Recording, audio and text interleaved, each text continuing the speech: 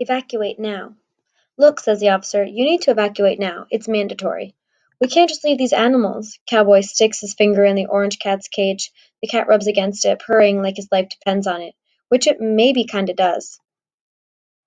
The officer sighs. You don't have a choice.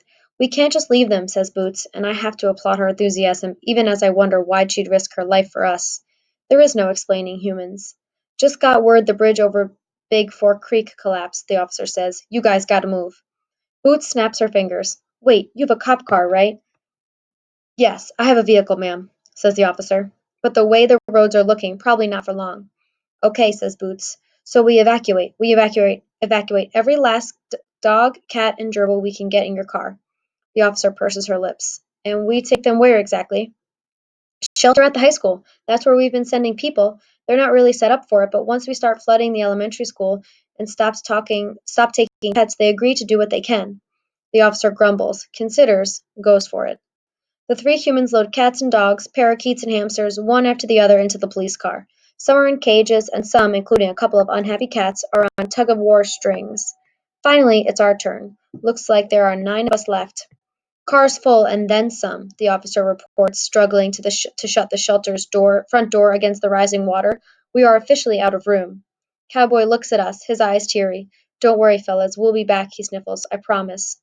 You think we should leave the cages open, at least give 'em a fighting chance? Asks Boots, in case, you know. Sure, but they can't handle this current. I can barely stand up. Cowboy shakes his head.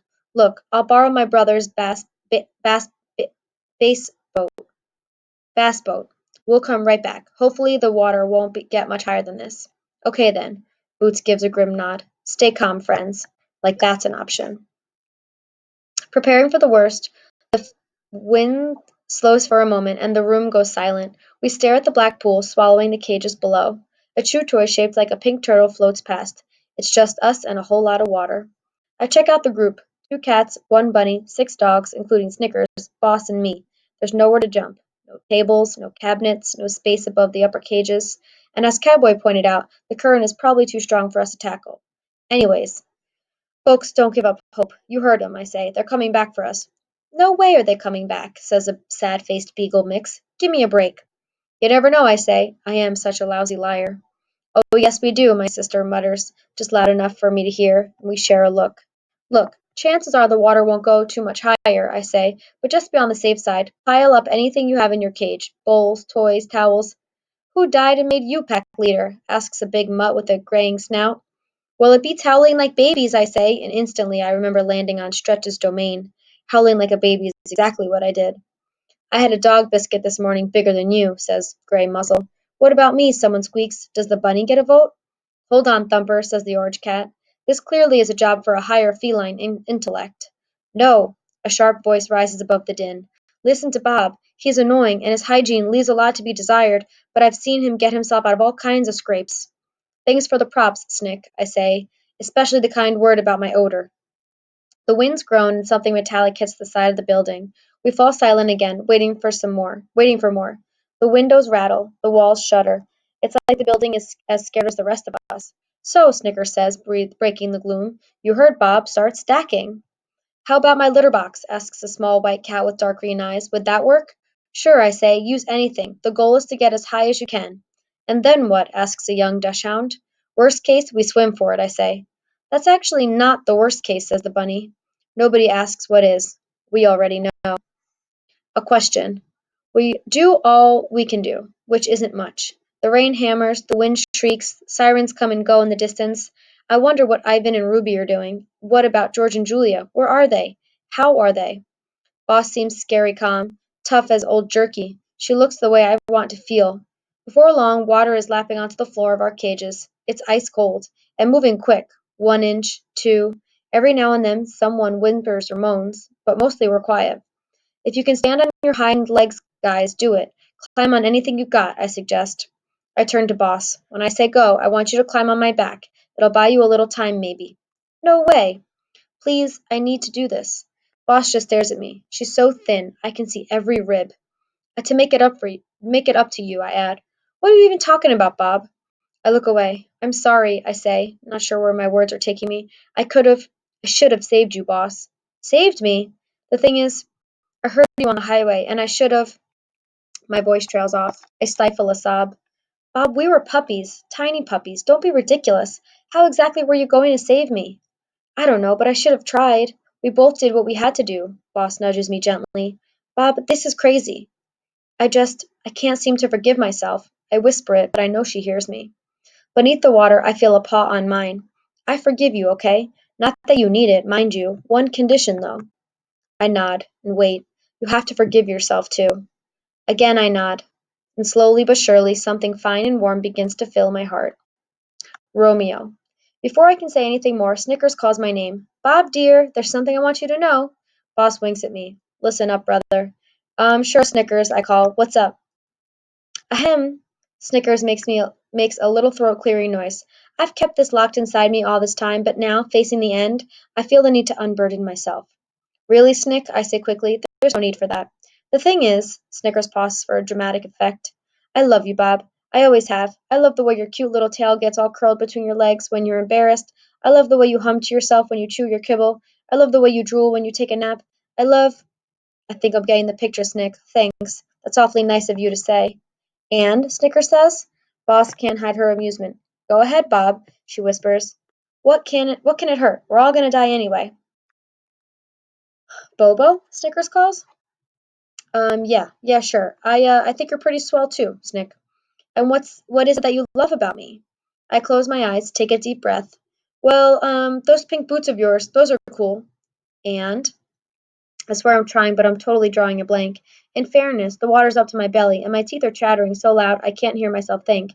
And, I begin. Oh, come on, how hard is it? Yells the bunny, who's perched on a pile of wet Timothy hay. She's a looker, and she's smart, and she's way too good for the likes of you. Try that, Romeo. You're a looker, and you're smart, and you're way too good for the likes of me, I repeat.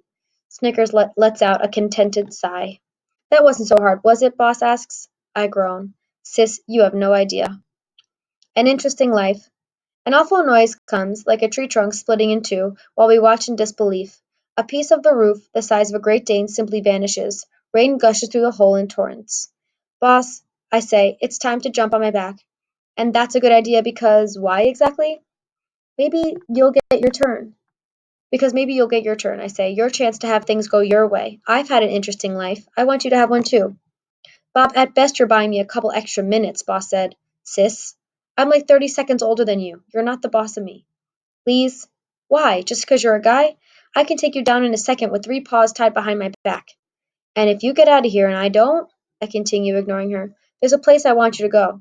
Sit on the front porch, where it's for the humans who live there. Who are you kidding, Bob? We're both about to die.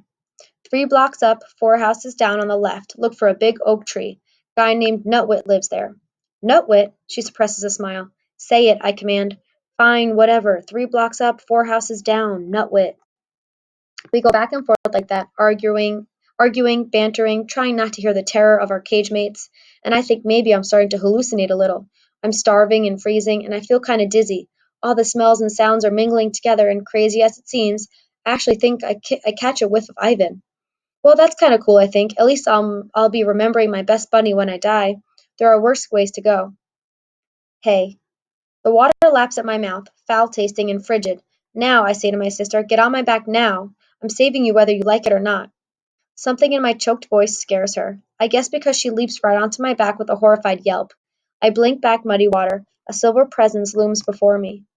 Still I'm not entirely sure it's him until I get a real big old whiff of banana. Banana. Hey Bob, says Ivan. Giant monkey and sea monster. The screeches of terror are ear-splitting, and my poor ears have endured plenty by this point. Folks, I cry, relax, he's here to save us. Monkey, screams the orange cat, giant monkey. I beg your pardon, says Ivan. The bunny cowers in a corner of her cage. If King Kong is here to eat us, I'd rather drown. Sea serpent, screams the beagle. An arched gray trunk glides past. Ruby, I exclaim. She's just tall enough to keep her head above water. Ivan, Ruby, Snickers calls in a delighted voice. Over here, dears. Long time no see. Hey, Snickers, Ruby says. Snickers wags her drenched tail puff. My, how you've grown, sweetie. Excuse me, says the gray muzzle, but maybe the happy reunion could wait till we're, not underwater. Ivan taps his chin. He's always slow, always deliberate. I like that about the guy. Except when I'm about to drown. We need to get all of you to higher ground, he says at last. but the current's tough to fight, even for Ruby and me. There's always the roof, I say, but it's damaged. Ivan nods. Seems there's a tree on it. Look, Uncle Bob, Ruby said, paddling back and forth. I'm like an Ella mermaid. Kid always makes me smile. Good work, Ruby. I've got an idea, says Ivan. It'll take multiple trips, so I'm going to start with the smallest creatures and work from there. My sister gazes down at me from her perch on my back. You actually know this ape? He's my best pal, Ivan. He's my best pal. Ivan and I go way back. A long pause follows. Bob, Boss finally says, you weren't kidding. You really have had an interesting life. To safety. One thing about being a silverback, the strength of 8 men thing can come in handy. Ivan starts with the bunny and the dachshund, one in each arm, along with the 2 cats perched on his shoulder and head. One more trip, this time with the beagle and Snickers, and then Boss and me are on our way. Ruby holds tight to Gray Muzzle's collar, and he manages to paddle alongside her, uh, using Ruby as a ballast. It takes us a while to cross the street. The current's swift, the water's up to Ruby's neck in places. Ivan, I ask as we approach the other side, did they find George and Julia? They're okay. A little banged up, but fine. They made it safely to the keeper's shed. Tree fell and blocked the door. I choked back a sob of relief. George was out looking for you when Ruby and I left. How did you find me? Ruby saw which way you were running, said Ivan, and don't forget that gorillas and elephants have great noses, Bob. Maybe not dog level, but not bad. We followed your stink, Uncle Bob, Ruby exclaims. When we reach the far side, I see where Ivan has deposited our fellow inmates, the parking lot of the donut shop. The lights inside are off, like everywhere else, but I glimpse a few flickering candles, and people are milling about. Come on, everybody, Ivan calls. Let's get you inside. I'm hoping these folks won't mind a bit of company. As we gather at the entrance, Boss pauses. I'm gonna head out, she says, avoiding my gaze. What? I demand. I just found you. You can't leave now. She hesitates. The puppy. Thought maybe I'd check. I mean, I know he's probably gone. She looks at muddy pavement. It's crazy, I know. Yes, I said firmly, it is crazy, because you're too weak. And your paw is injured.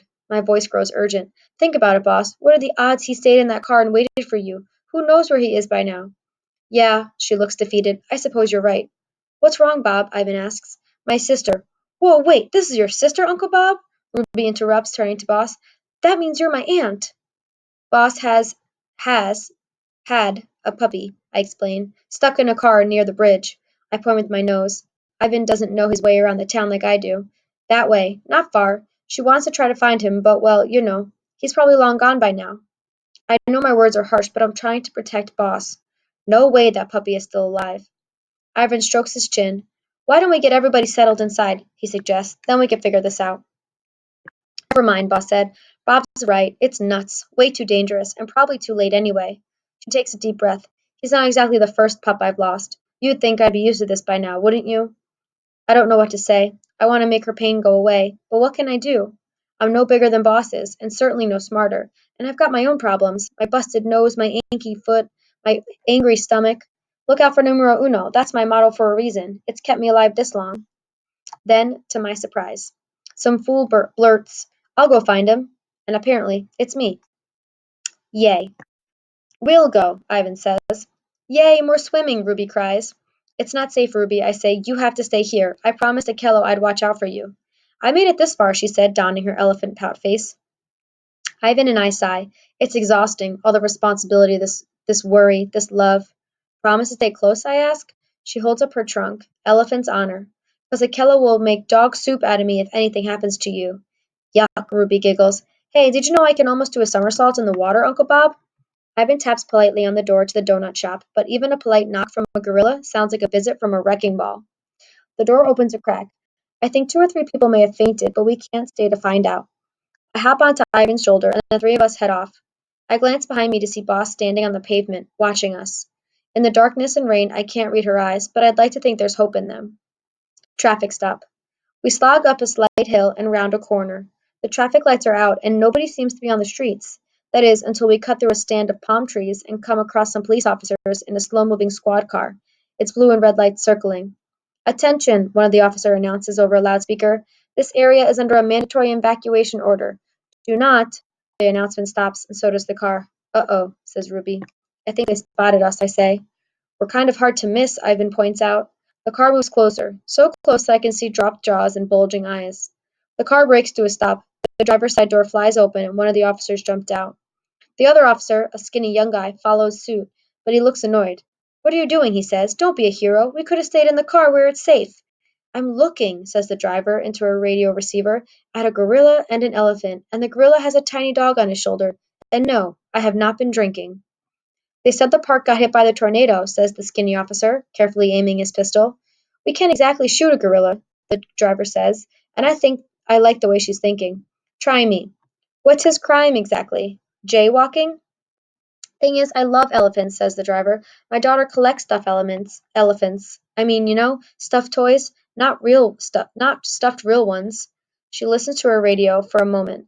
Get animal control out here, says the skinny officer. Get a van, get a moving truck, get a 747. I don't care. Ivan, I whispered in his ear, this is not looking good. You and Ruby gotta stay put. Don't make any sudden moves. No funny business, okay? These guys are freaking out. Ivan sits down on the ground, slowly, very, very slowly. Ruby settles next to him. The driver smiles. Oh, that's so cute. The skinny officer nods. Yeah, in a deadly kind of way. I gotta do this, I say to my friends. If you stay calm, they won't mess with you. But Bob, worry clouds Ivan's face. You need us. What I need is for you to stay alive, I reply. I can see he isn't going to listen to reason, so I try a different approach. Ivan, I say, it's like this. Boss is my sister. I left her once, and now, well, I have a second chance. I'll explain it all later, but I need to do this. Ivan looks at the officers, guns drawn, then nods. You are the one and only Bob, he says. You got this, pal. I leap into the air, into the vast unknown, just like Kimu did. Well, maybe not quite so elegantly, but I do my best. Lightning and fireworks. It isn't far to the bridge, but far is relative when the wind is blowing down houses like the big bad wolf. I watch a stop sign fly past. I navigate around trees scattered like popsicle sticks. I keep an eye out for gators and pythons. Lightning strikes a tree. I brace for the thunder. It shakes the earth, the air, my teeth, my bones. A branch falls down on a power line. Sparks dance like fireworks. I hate fireworks. I move with more care after that. I know enough to stay away from the downed power lines, thanks to the Weather Channel and Storm Chasers. Man, I love TV. I'd give anything to be watching it from my nice cozy bed right now. Good thing I know where the bridge is. My swollen nose throbs. What's the point in owning a top of the line sniffer if it's not working right? When I pass a bird's nest on the ground, I offer to help the owner, a jay. She swears at me. At least I think she does. I hear nuts and some other interesting words. I tend to forget that in some circles dogs are considered predators.